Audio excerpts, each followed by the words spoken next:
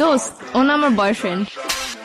তোর বয়ফ্রেন্ড মানে রাস্তার একটা পোলা দইরা লয়ে আমার কবি এটা তোর বয়ফ্রেন্ড আমি মাইনা লমু তারপর তো করে মিলাই দিয়ে আমি চোখের পানি মুছতে মুছতে জামুগা পিছনে একটা ব্যাকগ্রাউন্ড মিউজিক বাজবো বেস্ট ফ্রেন্ড হইছি দেখে কি মনের কথা কইতে পারি না দেখে তোর আড়াই ফেলামু কি মনে করছস বাংলা নাটক পাইছস এটা হয় তোর লাগে কেমনে কানেক্ট হইছে আমার ক্লিয়ার কর। 1 সপ্তাহ ফেসবুকে রিলেশন।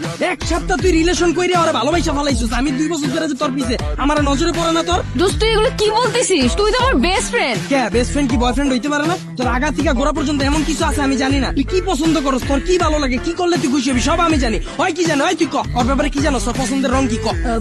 পছন্দের রং ভাই জানি না জানোস না ওর কি খাইতে ভালো লাগে ক কি কোনো জিগাই নেই তো। 1 সপ্তাহ কথা কইয়া তুই পোলার প্রেমে পড়ে গেছিস আমি যে 2 বছর ধরে তোর পিছনে বান্দির মতো খাটলাম এটার কোনো দাম নাই দিনটাই 24 ঘন্টা তোর সময় দিছি তোর কি ভালো লাগে কি করলে তুই খুশি হবি এত কিছু কইরাও তোর মন পাইলাম না কে দুইটারে বাই বাই বাই বাই তুই কি ভাবছিস রাস্তার একটা পোলার আইন না আমার পরিচয় করায় দিতাছস।